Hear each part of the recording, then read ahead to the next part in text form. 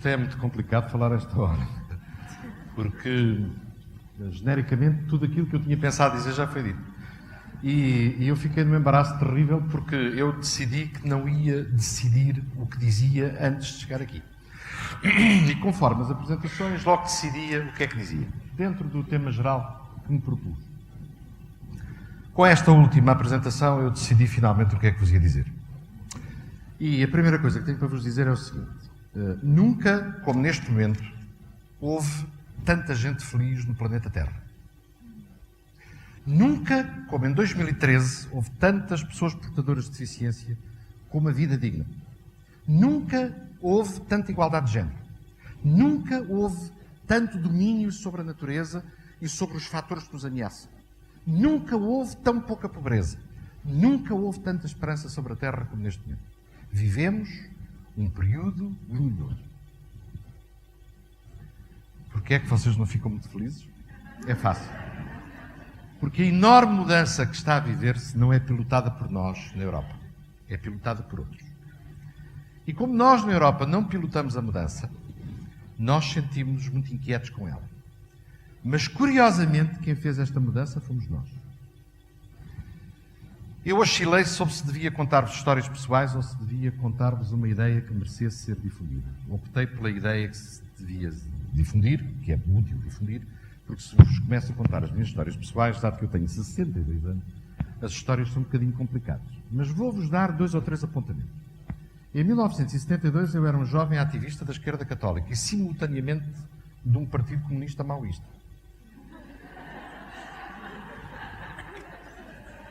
Não era bem visto nem de um lado nem do outro. Mas um grande pensador cristão disse: mal com os homens por amor de Deus, mal com Deus por amor dos homens. E eu sentia-me exatamente assim. Nessa altura, havia uma coisa que era completamente óbvia para todos nós. É que a luta de classes era uma realidade.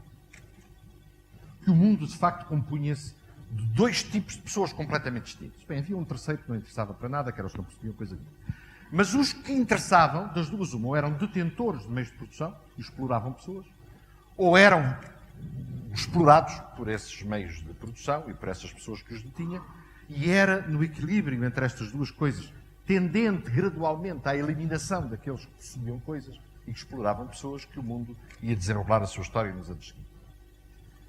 Uma das coisas que eu demorei muito tempo, porque os jovens demoram muito tempo a perceber as coisas, os jovens veem tudo a preto e branco, veem tudo muito simplista, veem tudo de uma maneira muito passar rapidamente à ação, e é por isso é que são jovens, não é? Graças a Deus.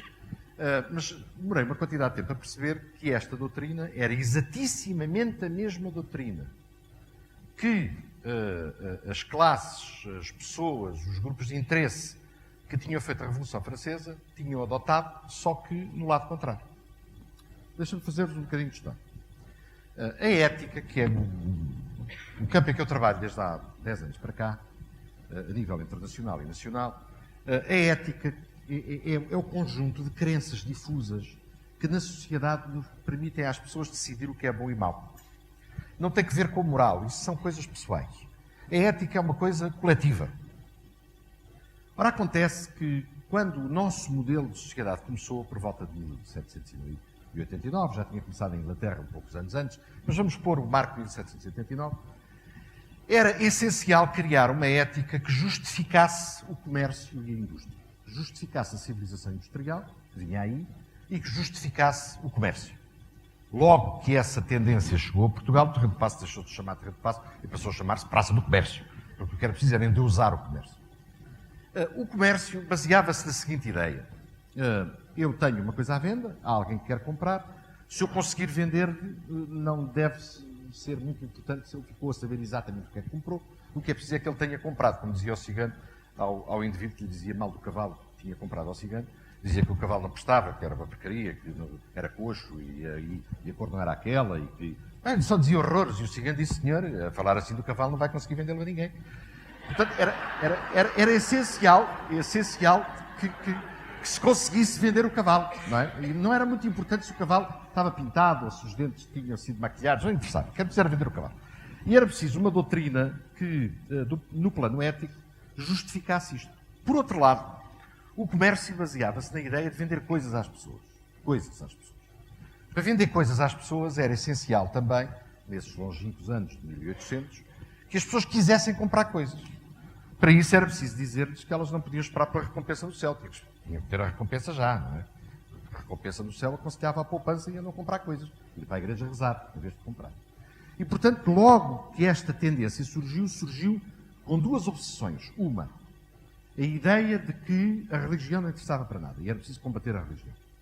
E a outra grande tendência que surgiu foi a de modificar a forma como os seres humanos se viam uns aos outros.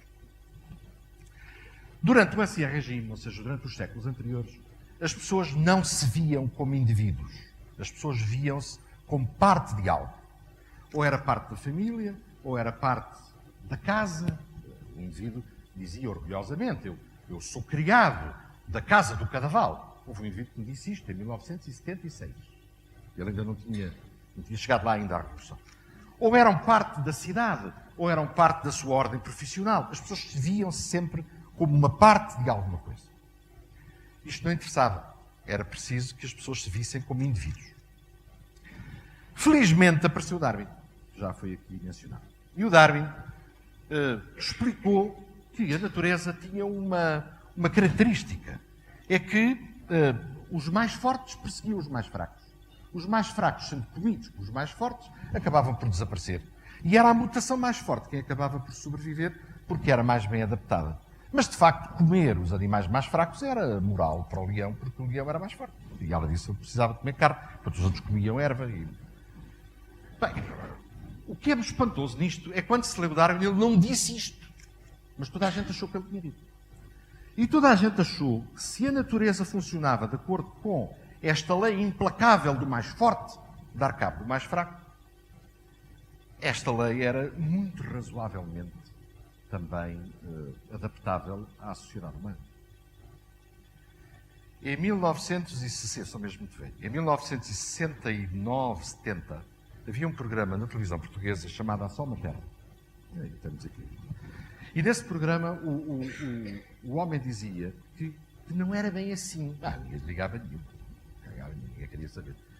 Toda a doutrina social que se passava, toda a ética que se passava para os jovens, no interior das empresas, entre empresas, no interior das famílias, era a sociedade é regida pela lei da selva. Salve-se quem puder. Mata para não morreres. Come para não seres comido. Bate primeiro, antes que te batam a ti. Para seres bem-sucedido, tens que passar por cima de alguém. Para seres bem-sucedido continuadamente, tens que ter instinto assassino. Para aí, em 1995, fui a uma exposição em França e estava um grande stand de marketing, que era marketing de combate. Ensinar a sua empresa a ter esse instinto assassino. Bem, e era assim. E nós, na ética, quando começámos a pensar nisto, dissemos, não há nada a fazer. Genericamente, a sociedade foi descristianizada. A ideia de que as pessoas devem ser boas umas por com as outras é uma coisa própria para santos, porque os outros devem meter a faca antes de meterem a faca a ele. Aquilo que nós estamos a ensinar aos jovens é correr, como dizia o meu ilustre orador antes de mim. Para quê? Correr tanto para quê? Porque é que correm tanto? Para chegar mais depressa ao ataque cardíaco, evidentemente. Porque o ataque cardíaco é o símbolo máximo do sucesso, não é? Aliás, num filme muito interessante, onde a Kathleen Turner, se não estou enganado, pergunta ao Danny DeVito, mas quando é que isso acaba? Como é que isso acaba? E ele fica e diz, como é que isso acaba? Então, obviamente, quando morrermos, o mais rico ganhou. Toda esta moral parecia completamente absurda a toda a gente. Mas ninguém sabia como é que havia de sair. Ninguém sabia como é que havia de sair. Eu até estou por isto no passado e se calhar estou um bocadinho enganado. Acho que ninguém sabe como é que há de sair daqui. Mas não é verdade, já se sabe. Já se sabe. Eu tive a felicidade em 1904, em 2000.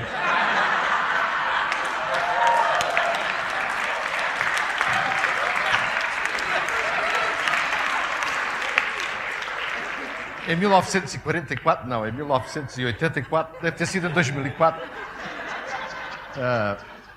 Uma pessoa tem que fazer para lhe chamar a atenção.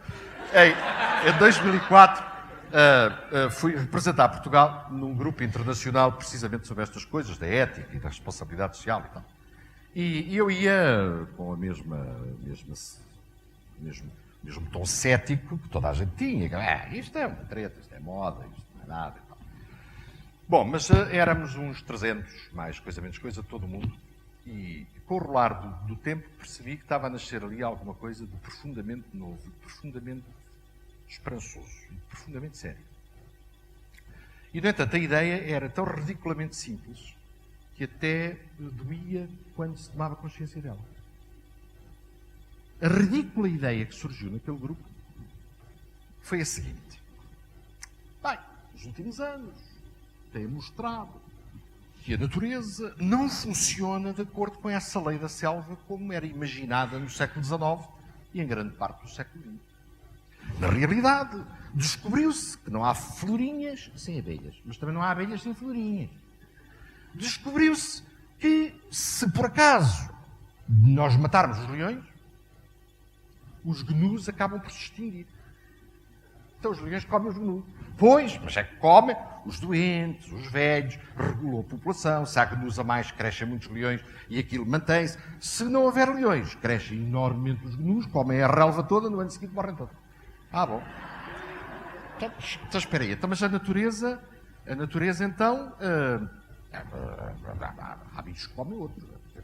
As raposas comem os coelhos. Ainda bem, porque se as raposas não comerem os coelhos enormemente, tem a ver só coelho, depois comem as cenouras todas, depois já não há coelho. Então as raposas mantêm os coelhos vivos, tal como os leões mantêm... Pois é. Bom.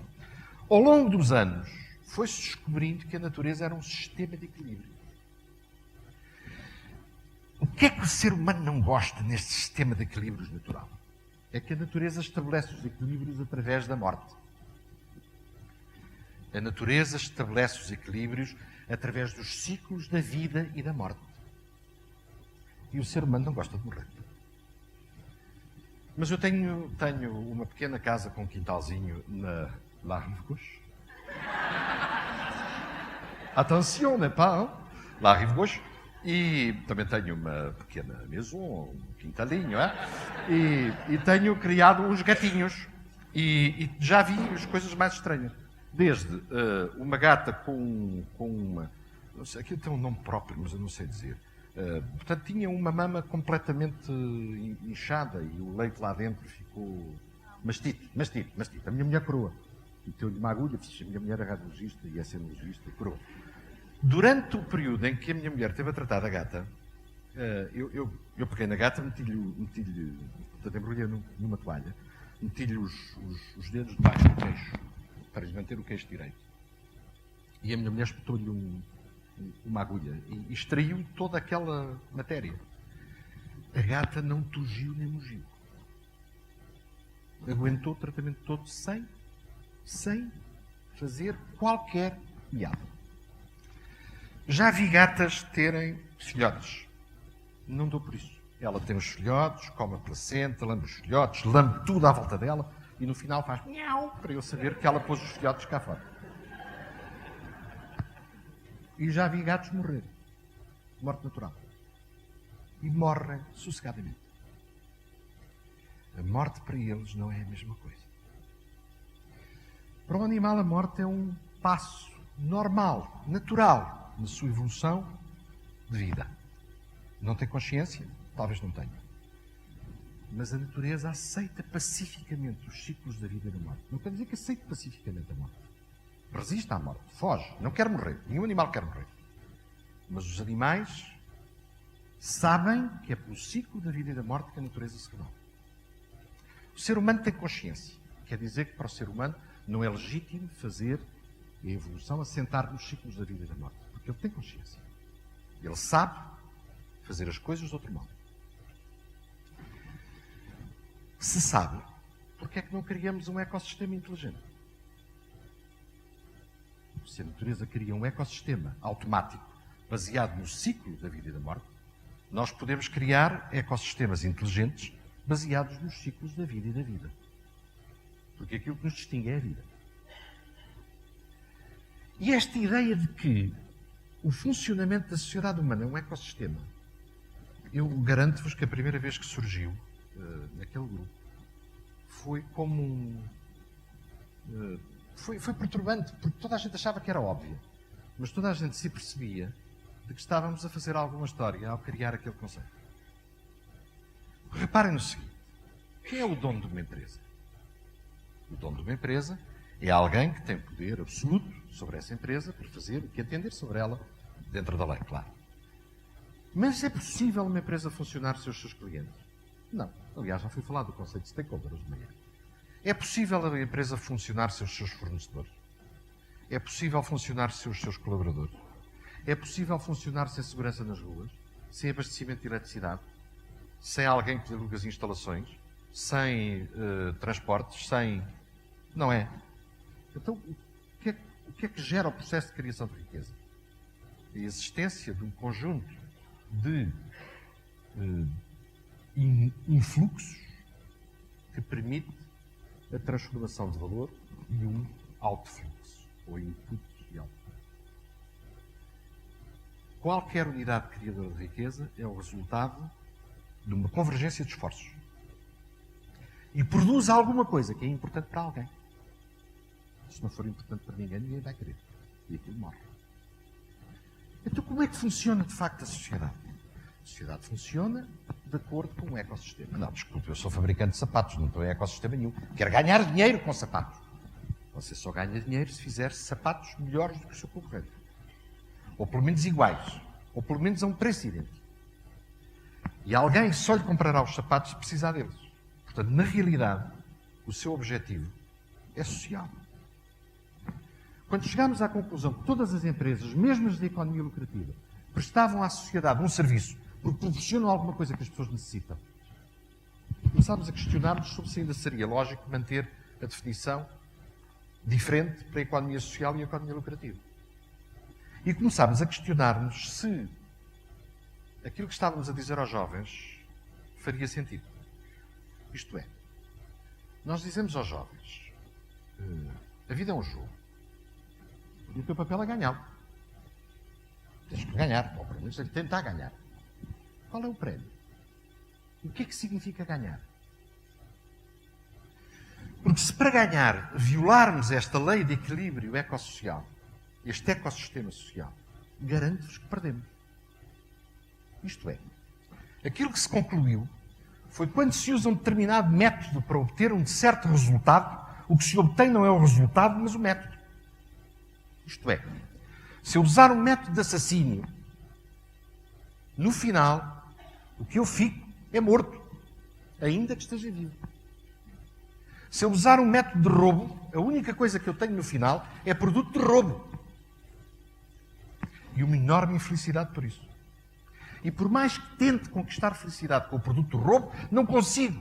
A única coisa que consigo é ter o impulso irreprimível de continuar a roubar. Porque é só isso que me dá a felicidade. Isto é, se nós pensarmos na sociedade como um ecossistema, qual é a lei do jogo? A lei do jogo é procurar fazer aos outros o melhor que estiver ao nosso alcance. E garanto-vos que o que o ecossistema social diz, as leis do ecossistema social que dizem, é que serão retribuídos na mesma medida. Não esperem, no entanto, que a retribuição seja uma enorme conta bancária. Pode não ser. A felicidade não é um estado limite. A felicidade é um processo. Não se chega à felicidade aos 70 anos. Ou se é feliz ou não é. A felicidade é um processo contínuo. E é preciso ser feliz todos os dias. E a felicidade todos os dias é sentir que se fez aquilo que esperavam de nós. Da maneira que esperavam de nós. Ou pelo menos de uma maneira que deixa a minha consciência tranquila quanto àquilo que tentei fazer. O jogo é, de facto, um jogo. Não há nenhuma dúvida. O que é que define um jogo? Aquilo que define que estamos no jogo é eu poder influenciar uma parte do sistema, mas não conseguir controlá-lo todo. Por exemplo, na teoria de jogos, um dos exercícios interessantes que se faz é pôr uma rede e pôr muitas pessoas à volta a segurar na rede. E isto é uma exemplificação de como funciona o jogo. E a seguir, uma pessoa desta rede puxa. E todas as outras pessoas ajustam a força automaticamente. O jogo significa que eu Sou sempre parte do jogo. O jogo não é uma coisa exterior a mim. Eu faço parte dele. Eu influencio. O resultado final do jogo é sempre também uma parte do resultado final de mim próprio. Quer dizer que se eu jogar de forma trapaceira, o que vou obter é trapaça. Quer dizer que se eu jogar de forma egoísta, o que vou obter é ficar sozinho. Quer dizer que se eu jogar de forma cooperativa, o que vou obter é cooperação. Quer dizer que se eu espalhar boa vontade à minha volta, muitas vezes vou ser objeto de boa vontade, mesmo sem dar por isso. Porque ela está à minha volta. E tudo isto parece religião. Eu não tenho tempo. Mas é cientificamente demonstrável que é verdade. Nomeadamente, se levar em conta duas coisas que continuam completamente desconhecidas do grande público. O princípio da incerteza de Heisenberg, que vos diz que é completamente impossível medir uma temperatura. O que se mede é a temperatura de um sistema termómetro, objeto medido. O que significa que nunca verão a realidade. Verão sempre a vossa realidade. E liguem isso com a mecânica quântica do Niels Bohr, que diz: nada existe antes de ser observado. E, portanto, percebam que tudo aquilo que observam são os vossos olhos. São os vossos óculos e é o vosso cérebro. Quando observam algo negro, é porque o vosso cérebro está assim, escuro. E como aqui muitas vezes foi dito, tentem ver o lado luminoso. Mas para isso tem primeiro que mudar o vosso próprio cérebro para a luz. Não é a religião. Isto é pura ciência. A próxima vez que olharem à vossa volta, pensem: porquê é que eu existo? Porquê é que eu consigo existir nesta sociedade?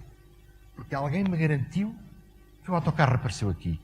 Porque alguém garantiu que estava aqui isto para eu comprar no supermercado. Porque alguém garantiu que a eletricidade continua a chegar à minha casa. Porque alguém garantiu a escola da minha criança. O que é que eu faço por toda essa gente? Que garante a minha vida. O mínimo que posso fazer é tentar, de todas as formas ao meu alcance, garantir a vida deles. Era esta a ideia da lei da selva.